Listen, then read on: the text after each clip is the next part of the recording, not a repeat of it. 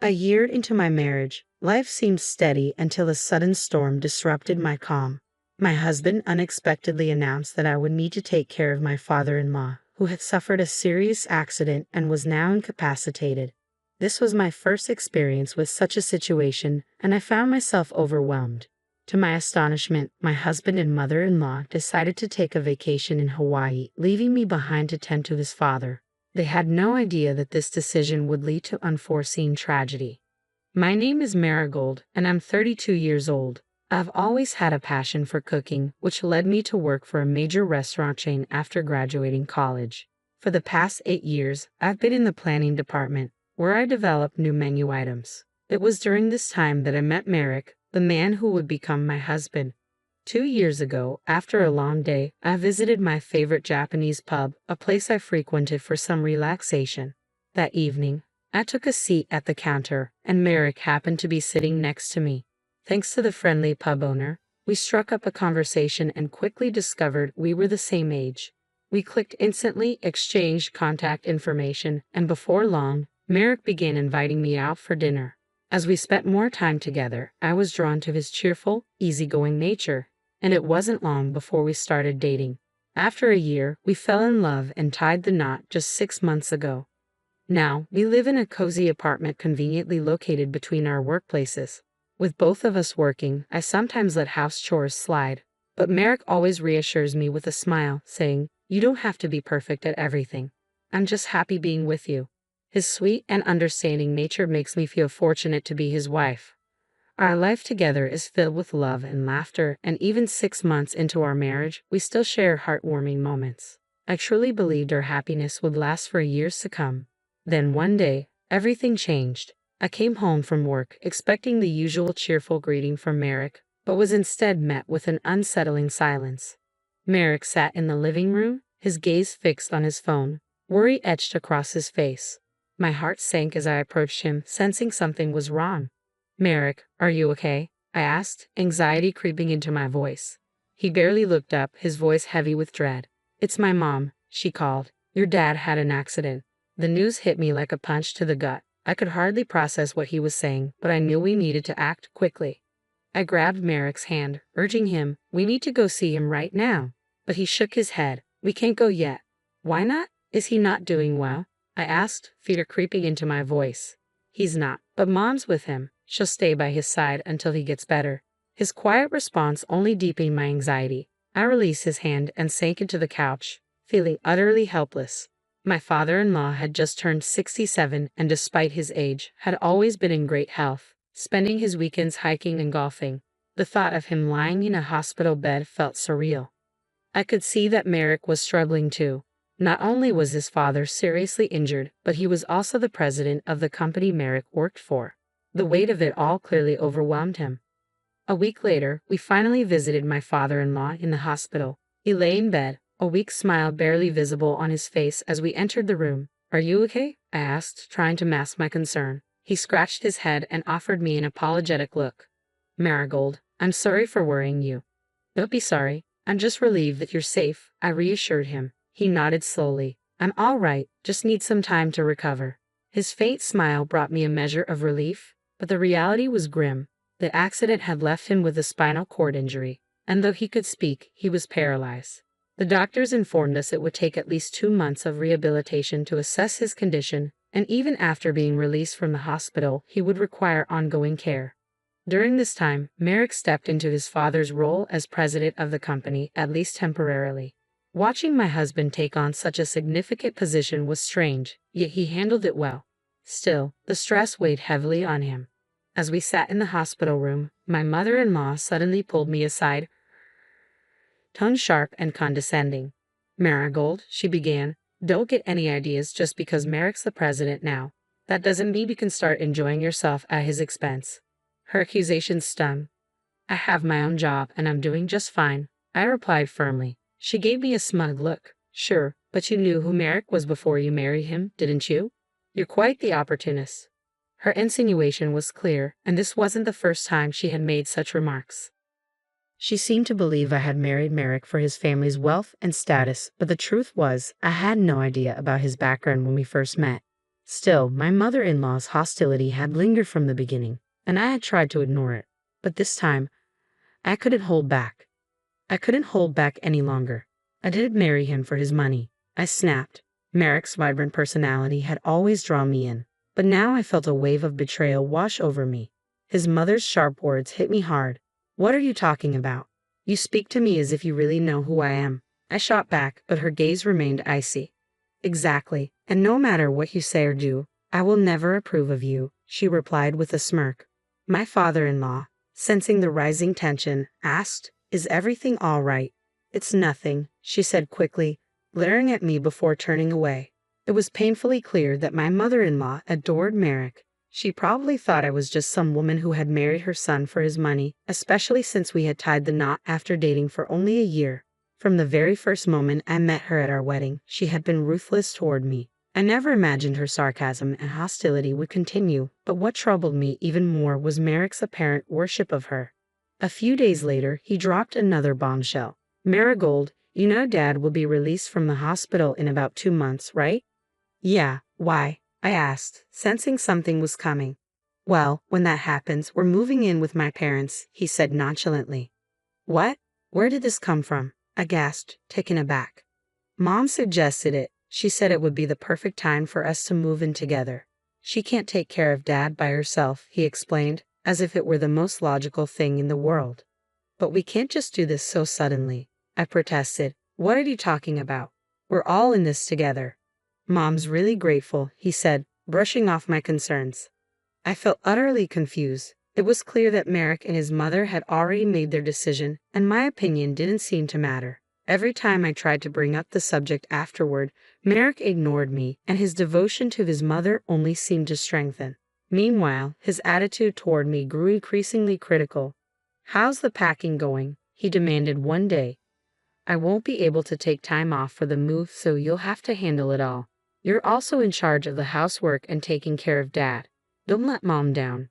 His words left me feeling mentally drained, and the looming move only added to my stress. At work, the company was entering its busiest season, and I was struggling to keep up with both my job and the overwhelming task of moving. I was physically and mentally exhausted. 2 months later, we finally moved in, and my father-in-law was discharged from the hospital. There was no time for me to catch my breath. I immediately stepped into the role of caregiver. My day began at 3:00 a.m. as I prepared breakfast, did laundry, and then went to help my father-in-law with his morning massage and get him dressed. After breakfast, I would feed him before rushing off to work, always feeling pressed for time. Despite my best efforts, my mother-in-law was never satisfied. Every morning, just as I was about to leave for work, she would stop me. Marigold, can I have a word? She'd say. I'm sorry, I'm running late, I would reply, trying to make my escape. What's your rush? Sit down. I need to talk to you about breakfast. It wasn't good enough today, she insisted, her voice dripping with disapproval. I'll fix it when I get back, I said desperately, eager to leave. But she would raise her voice and demand, No, sit down now. These confrontations set my heart racing and my head pounding. I started experiencing panic attacks and my stress levels skyrocketed. Each day felt like I was walking on eggshells, desperately trying to avoid triggering her complaints. I was barely making it to work on time, and my coworkers began to notice. They could tell something was wrong, but I couldn't bring myself to share the truth. 3 months had passed since my father-in-law's return from the hospital, and I felt overwhelmed by my responsibilities. When I got home from work, I had to dive straight into dinner preparations. No matter how quickly I rushed through it, Merrick always found something wrong with every meal. What is this, Marigold? I come home exhausted, and you expect me to eat fish? Really? He'd say, glaring at the plate in front of him. I'm sorry, I would mutter. I had to leave the kitchen to help your father, so I made something quick. You should be making something that boosts my energy. I didn't want boiled fish, he'd reply, then grab a cup of instant noodles, pouring hot water into it. My mother-in-law watched silently, a smirk playing on her lips as she savored my defeat. Feeling completely crushed, I went to help my father-in-law prepare for bed. He noticed my pale face and asked gently, Marigold, are you okay? You don't look well. I'm fine, I lied, forcing a smile. I've just been a little stressed with work, that's all. Is that really it? I've heard a lot of yelling lately from my wife. Is everything all right? It's nothing. I'm just not very good at a lot of things, I said, trying to reassure him. I didn't want to burden him with my problems, so I kept smiling. But deep down, my heart was heavy with despair, and the truth was, I wanted to escape. I longed to escape this nightmare, but I couldn't bring myself to abandon my father-in-law. What would happen to him if I left? I couldn't just walk away from everything. The thought haunted me, but there was no clear answer.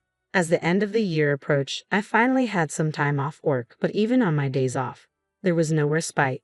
On New Year's Eve, Merrick made an outrageous announcement that felt like a twist of the knife. Mom and I are heading to Hawaii, he said casually while packing his bags. Hawaii?